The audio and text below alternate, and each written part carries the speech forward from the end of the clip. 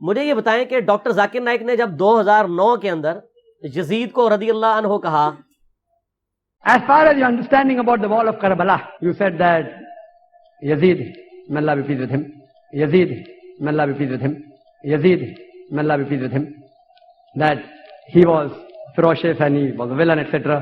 There's difference of opinion. We're not here to discuss about history, and neither do I want to get a difference in the Muslim Ummah. What we say, there's a difference of opinion between the Sahaba. That is history. اس وقت کون کون سے علماء تھے اہل حدیث کے یا دیوبند کے؟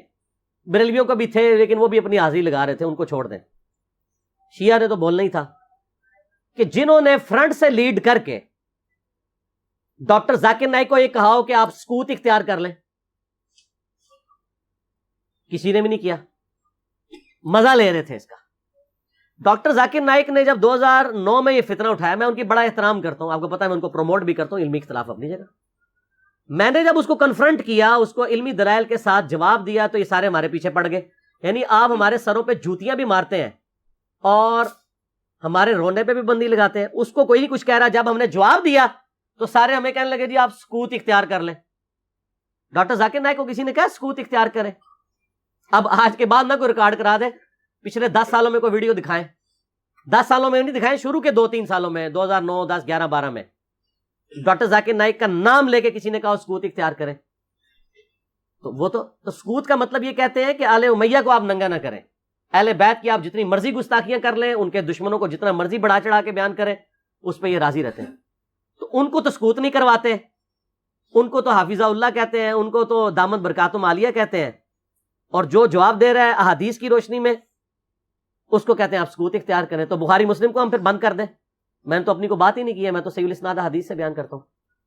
اور دوسرا, صرف اس معاملے میں کیوں سکوت اختیار کریں؟ وہ کہتے ہیں نہیں اس لیے دیکھیں جی کربلا ہو چکی, کام ختم ہو گیا, اثرات تو آج تک ہیں. یہ وہ مباحث ہیں جن کو چھیڑ کر خلجان بڑھے گا, فائدہ کوئی نہیں ہوگا. بشر تھے, ان سے غلطیاں ہوں, کوئی وہ نبی نہیں تھے, معصوم نہیں تھے, لیکن اللہ نے ان کی غلطیوں کو معاف کر دیا ہے. تو میں اب یہاں دوبارہ ان کی غلطیوں کو, حضرت معاویہ رضی اللہ عنہ کی غلطیوں کو بیان کروں, یہ بہت بری بات ہے. وہ تو پھر غزوہ بدر بھی ہو چکی بھی ہے, تو رمضان شریف میں آپ غزوہ بدر کے اوپر کیوں جمعے پڑھاتے ہیں؟ ختم کریں, غزوہ احد پہ ختم کریں, میلاد کے بھی سب کچھ پروگرام ختم کریں. نبی علیہ السلام پیدا ہوئے تھے, فوت ہو چکے, جنتوں میں زندہ ہیں, لیکن اب دنیا میں تو نہیں ہے. ان چیزوں کو یاد کیوں رکھا جاتا ہے؟ زندہ قومیں اپنے ماضی کے واقعات کو یاد رکھتی ہیں. پھر پورے کا پورا قرآن انسانی تاریخ کے کتنے بڑے بڑے واقعات بتاتا ہے جو ختم ہو چکے ہیں. برادران یوسف فوت ہو چکے ہیں, لیکن آج تک قرآن میں عبرت کے لیے انہوں نے جو کچھ اپنے بھائی کے ساتھ کیا. اور برادران یوسف وہ صحابی ہیں جن کا باپ بھی پیغمبر ہے, بھائی بھی پیغمبر ہے, ڈبل صحابی ہیں, لیکن آج بھی ان کی مثال دی جاتی ہے. تو کوئی اسے کوئی یہ نہیں سمجھتا کہ گستاخی ہو گئی ہے. پھر الٹیمیٹلی آ کے تو وہ سورہ بقرہ کی آیات پیش کرتے ہیں, تلک امۃ قد خلت لہا ما کسبت ولکم ما کسبتم. مولانا ایک اور چیز میں اکثر دیکھتا ہوں سوشل میڈیا پہ بھی, وہ یہ ہے کہ اللہ کے نبی صلی اللہ علیہ وسلم کی وفات پانے کے بعد جو ہے صحابہ میں اختلاف ہو گیا, اور اس کے اوپر لوگ بڑا مختلف اوپینین رکھتے ہیں. کوئی ایک طرف ہے بالکل, اور کوئی جو ہے مطلب کہ صحابہ جیسے حضرت معاویہ رضی اللہ تعالیٰ عنہ ہیں, ان کے بارے میں بھی بات کی جاتی ہے. تو وہ پس منظر سارا کیا تھا, اور ان کے اختلاف, جو صحابہ کا اختلاف ہوا ہے, اس کے اوپر ہمیں کیسا اپنا رویہ رکھنا چاہیے؟ امام احمد بن حنبل رحمہ اللہ سے کسی نے یہی سوال کیا, تو انہوں نے فرمایا بیٹا تلک امۃ قد خلت لہا ما کسبت ولکم ما کسبتم ولا تسألون عما کانوا یعملون. بیٹا وہ لوگ تھے جو گزر گئے, جو اچھا کیا ان کو ملے گا, جو برا کیا ان کے سر پہ پڑے گا, اور تم سے نہیں پوچھا جائے گا کہ وہ کیا کرتے تھے. یہ ہے اس کا صحیح جواب جو قرآن نے دیا ہے, کہ مجھ سے تھوڑا ہی پوچھا جائے گا, مجھ سے تو میرے بارے میں پوچھا جائے گا کہ میں نے زندگی کیسے گزاری. اور ظالموں اس آیت کا ترجمہ ہی تم لوگوں نے بدل دیا. یہ تو کانٹیکسٹ سٹارٹ ہو رہا ہے کہ یہودی کہتے تھے ہم ابراہیمی, ہمیں ابراہیم کی نسبت کام آ جائے گی. تو اللہ نے فرمایا تلک امۃ قد خلت, وہ بڑی نیک امت تھی, وہ تو جا چکی ہے.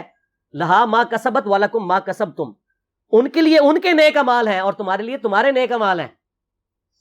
لہا ما کسبت ہے,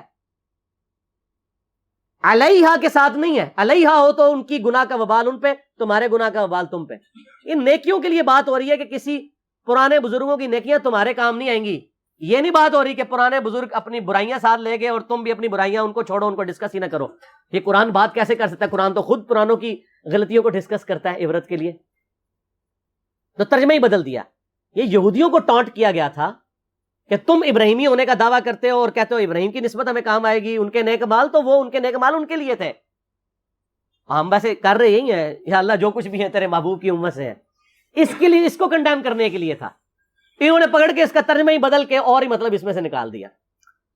تو پھر اللہ تعالیٰ کی طرف سے بھی بندے چھوڑ دیے جاتے ہیں نا ایسے لوگوں پہ, پھر جو جھوم جھوم کے کہتے ہیں کہ نہ میں وابی نہ میں بابی, میں ہوں مسلم علمی کتابی.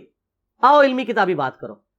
تو ان سے یہ پوچھیں کہ یہ جو آپ دفاع صحابہ کانفرنسز کرتے ہیں, تو قیامت والے دن آپ سے پوچھا جائے گا کہ آپ نے صحابہ کرام کے دفاع کے اوپر کانفرنسیں کرنی ہے کہ نہیں؟ کیوں نہیں ہے کسی حدیث میں, آیت میں؟ نہیں. تو کیوں کر رہے ہیں؟ تو وہ کہیں گے ہاں پوچھا جائے گا. تو ہم بھی کہتے ہیں ہاں پوچھا جائے گا, بالکل پوچھا جائے گا. سورہ تکاثر میں آتا ہے نا, ثم لتسألن یومئذ عن النعیم, پھر اس قیامت کے دن تم سے ہر نعمت کے بارے میں پرسش ہوگی. کیٹاگوریکل ہے. جس کو اللہ نے علم دیا ہے نا, یہ اس کے پاس نعمت ہے, اس کے بارے میں پوچھا جائے گا علم آگے تک پہنچایا کہ نہیں, اور نہیں پہنچایا ہوگا تو لعنتی ہوگا وہ.